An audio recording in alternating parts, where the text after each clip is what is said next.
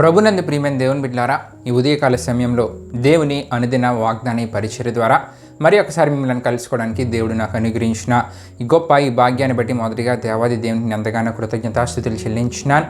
మరి ముఖ్యంగా ఈ అనుదిన వాగ్దాని పరిచర్ను వీక్షిస్తున్న ఆత్మీయులకు మీ అందరికీ ప్రభు యేసుక్రీస్తు నామములో శుభావందనాలు తెలియజేస్తున్నాండి. దేవునికి స్తోత్రం. హల్లెలూయా, హల్లెలూయా.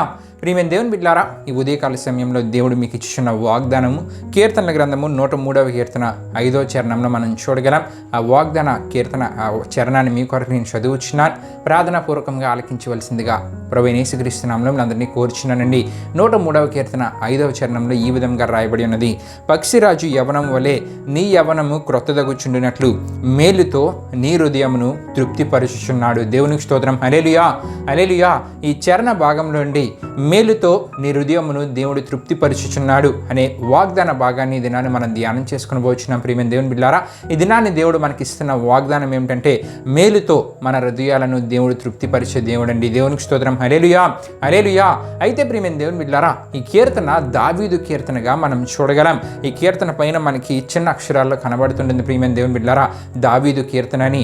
దావీదు ఈ కీర్తన రచించిన సందర్భం ఏమిటని మనం ఆలోచిస్తే కనుక ప్రియమైన దేవుని బిడ్డలారా, దేవుడు తన జీవితంలో చేసిన ఉపకారాన్ని జ్ఞాపకం చేసుకుంటూ దేవుణ్ణి స్తుతిస్తూ దావీదు కీర్తన రాశాడండి. అంతేకాకుండా ప్రియమైన దేవుని బిడ్డలారా, దేవునికి కృతజ్ఞతాస్తుతులు చెల్లించాలనే విషయాన్ని తెలియజేస్తూ దావీదు ఈ కీర్తన రాశాడు. ప్రియమైన దేవుని బిడ్డలారా, దేవునికి స్తోత్రం. హల్లెలూయా, హల్లెలూయా.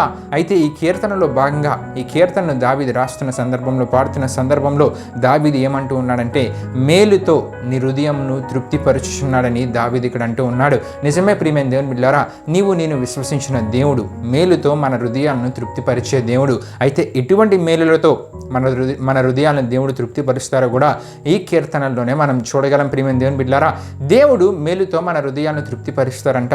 మరి ఎటువంటి మేలులను మనం ఆలోచిస్తే కనుక మొదటిగా ఒక విషయాన్ని ఈ కీర్తన మనం చూడగలం. ఈ 103వ కీర్తన ప్రియమైన దేవుని బిడ్డలారా 3వ చరణాన్ని మనం చదువుకుంటే కనుక, ఆయన నీ దోషములన్నిటినీ క్షమించువాడు, నీ సంకటములన్నిటినీ కుదుర్చువాడు అని అక్కడ మనం చూడగలం. ప్రియమైన దేవుని బిడ్డలారా, మేలుతో మన హృదయాలను దేవుడు తృప్తిపరచడం అంటే మొదటిగా మన దోషాలను దేవుడు క్షమిస్తాడండి. నిజమే ప్రియమైన దేవుని బిడ్డలారా, ఒక మనిషి ఇంకొక మనిషి దగ్గరికి వెళ్ళి నువ్వు చేసిన పాపాన్ని నేను క్షమిస్తున్నానంటే ఆ అవతల వ్యక్తి యొక్క పాపము క్షమించబడదు. ఎందుకంటే మనిషి ఒక వ్యక్తి యొక్క పాపాన్ని క్షమించలేడు. కానీ దేవుడు ఏం చేస్తాడంటే ప్రియమైన దేవుని బిడ్డలారా, ఇక్కడ మనం చూడగలం, ఆయన నీ దోషములన్నింటినీ క్షమించువాడని దావీదు ఇక్కడ అంటూ ఉన్నాడు. మేలుతో దేవుడు మన హృదయాలను తృప్తిపరచడం అంటే ఈ మేలులు ఎటువంటి మేలు అంటే మొదటిగా మనము చేసిన దోషాల్ని పాపాలని దేవుడు క్షమిస్తాడండి. పూర్తిగా క్షమించి మనకు క్షమాభిక్షను దేవుడు దయచేస్తారు. దేవునికి స్తోత్రం. హల్లెలూయా, హల్లెలూయా. ప్రియమైన దేవుని బిడ్డలారా, క్షమించు దేవుడు ఆయన, పాపాలని క్షమించు దేవుడు. మనం ఏం చేయాలంటే పూర్తిగా పశ్చాత్తాపపడి దేవుని దగ్గరికి రావాలి. దేవుని దగ్గరికి రాగలిగితే కనుక ఇటువంటి మేలును అనగా దోషములన్నింటినీ క్షమించి మనకు క్షమాభిక్ష దేవుడు దయచేస్తాడు. ప్రియమైన దేవుని బిడ్డలారా, అంతేకాకుండా ఇంకా కీర్తనలో మనం చూసుకుంటూ వెళ్తే కనుక ఇంకే విషయాలు మనకు కనబడుతుంటాయి. అంటే ప్రియమైన దేవుని బిడ్డలారా 4వ చరణంలో మనం చూడగలం. 4వ చరణం మనం చూసుకుంటే కనుక అక్కడ ఒక విషయం కనబడుతుంది.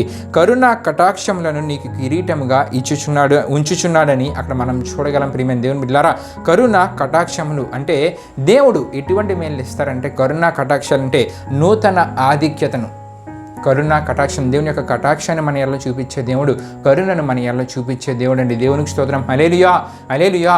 ఇటువంటి మేలులను దేవుడు మనకు దయచేయడానికి సిద్ధంగా ఉన్నారు. ఇటువంటి మేలు మన జీవితాల్లో మనకు దయచేసి ఈ మేలుల ద్వారా మన హృదయాలను దేవుడు ఏం చేస్తారండి? తృప్తిపరిచే దేవుడు. దేవునికి స్తోత్రం. హల్లెలూయా, హల్లెలూయా. అంతేకాదు ప్రియమైన దేవుని బిడ్డలారా, ఇంకా మనం చూసుకుంటే కనుక 6వ చరణంలో మనం చూడగలం. ప్రియమైన దేవుని బిడ్డలారా, యెహోవా నీతి క్రియలను జరిగించుచు బాధింపబడు వారందరికీ న్యాయము తీర్చును. మేలులతో దేవుడు తృప్తిపరచడం అంటే న్యాయము తీర్చే దేవుడు. నీతి క్రియలను యెహోవా జరిగించు అంట అక్కడ మనం చూడగలం. ప్రియమైన దేవుని బిడ్డలారా, బాధింపబడు వారందరికీ న్యాయం తీరుస్తారంట.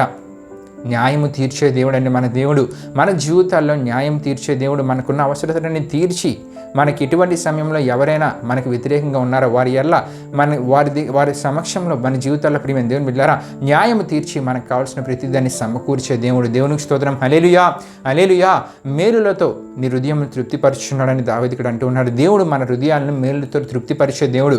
ఎటువంటి మేలు అంటే ప్రియమైన దేవుని బిడ్డలారా, మనం ఇప్పటివరకు చెప్పుకున్నాం, దోషములన్నింటినీ దేవుడు క్షమించి, అంటే దోషములకు అంటే పాపముకు క్షమాభిక్ష దేవుడు దయచేస్తారని, రెండవదిగా కరుణా కటాక్షాలను దేవుడు మనకు దయచేస్తారని, మూడవదిగా న్యాయము మన జీవితాల్లో జరిగిస్తారు. ఇవన్నీ మేలులే ప్రియమైన దేవుని బిడ్డలారా. ఇంకా మనం చూసుకుంటూ వెళ్తే కనుక 11వ చరణంలో మనం చూడగలం, భూమి కంటే ఆకాశం ఎంత ఉన్నతముగా ఉన్నదో ఆయన యందు భయభక్తులు గలవారి ఎల్ల ఆయన కృప అంత అధికముగా ఉన్నదని అక్కడ మనం చూడగలం. మేలులు మన జీవితాల్లో దేవుడు దయచేయడం అంటే ఆయన అపారమైన కృపను మన జీవితాల్లో దయచేస్తారండి. దేవునికి స్తోత్రం. హల్లెలూయా, హల్లెలూయా. ఆయన అపారమైన కృప ద్వారా మన హృదయాలను దేవుడు తృప్తిపరిచే దేవుడై ఉన్నారు. ఇంకా మనం చూసుకుంటే కనుక 13వ చరణం మనం చూడగలం. అక్కడేం కనబడుతుంటుందంటే, తండ్రి తన కుమారుల ఎడల జాలిపడినట్లు యెహోవా తన యందు భయభక్తులు గల వారి ఎడల జాలిపడును అని అక్కడ మనం చూడగలం. మేలులతో మన హృదయాలను తృప్తిపరచునంటే మన ఎడల జాలిపడి మనకు కావాల్సిన ప్రతిదాన్ని దయచేసి మన హృదయాలను తృప్తిపరిచే దేవుడు ఆయనే ఉన్నారు ప్రియమైన దేవుని బిడ్డలారా. ఇంకా మనం బైబిల్ గ్రంథాన్ని చూసుకుంటే కనుక ఎటువంటి మేలు దేవుడు మనకు దయచేస్తారు, ఎన్నో విషయాలు మనకు కనబడుతూ ఉంటాయి. అయితే ఈ వాగ్దానాన్ని నేను ఈ సమయంలో ముగిద్దాం అనుకుంటున్నాను. మేలులతో మన హృదయాలను దేవుడు తృప్తిపరచడానికి సిద్ధంగా ఉన్నారు.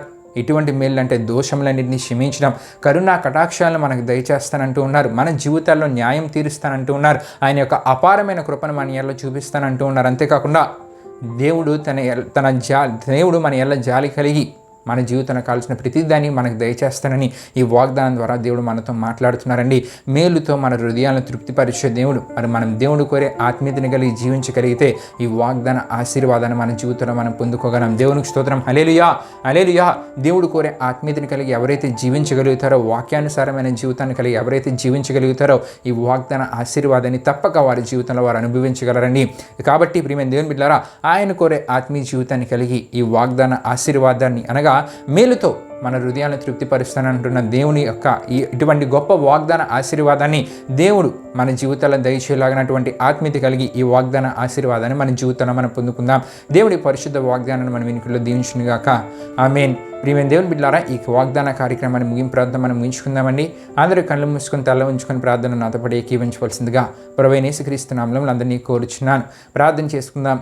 మహిమ స్వరూపైన మా ప్రభువా, జీవాధిపతి అనేసియా, నీ ఘనమైన నామానికే మహిమ ఘనత ప్రభావం చెల్లించిన దేవా, ఇప్పుడు వరకు జరిగిన ఈ వాగ్దాన కార్యక్రమం ద్వారా మా అందరితో మాట్లాడిన దేవా, మీకే వేలాది వందనములు కృతజ్ఞతాస్తుతులు చెల్లించిన వేసా. మరి మేలులతో మా హృదయాన్ని తృప్తిపరుస్తానని వాగ్దానం ద్వారా మాట్లాడిన దేవా, ఇటువంటి మేలు కూడా ఈ వాగ్దానం ద్వారా మాకు తెలియజేసిన దేవా, మీకే వేలాది వందనములు కృతజ్ఞతాస్తుతులు చెల్లించిన వేసా. మరి నీవు కోరే మంచి ఆత్మీయతని వాగ్దానం విన్న ప్రతి ఒక్కరు కలిగి వారి జీవితాల్లో వారు ఈ వాగ్దాన ఆశీర్వాదాన్ని వారి జీవితంలో పొందుకున్నారని మీరు కార్యం జరిగించండి. ఇది నాన్న ప్రతి ఒక్కరు చేస్తున్న ప్రయాణాలు వారి పనులంట్లో తొడుగుని ముందుకు నడిపించమని, ఈ వాగ్దానాన్ని విన్న ప్రతి ఒక్కరి జీవితాల్లో ఈ వాగ్దాన నెరవేర్పు వారి జీవితాల్లో చూడగలిగేలా మీరే కార్యం జరిగించమని మీకే వేలాది వందనములు కృతజ్ఞతాస్తుతులు చెల్లిస్తూ యేసు పరిశుద్ధ నామములో అడిగి వేడుకుంటున్నాను తండ్రి. ఆమేన్. యేసు రక్తమే జయం, ప్రవేశ రక్తమే జయం, ప్రవేశ రక్తం సంపూర్ణమైన విజయం, అపవాది క్రియలకు అనంత నాశనం కలుగునుగాక. ఆమేన్.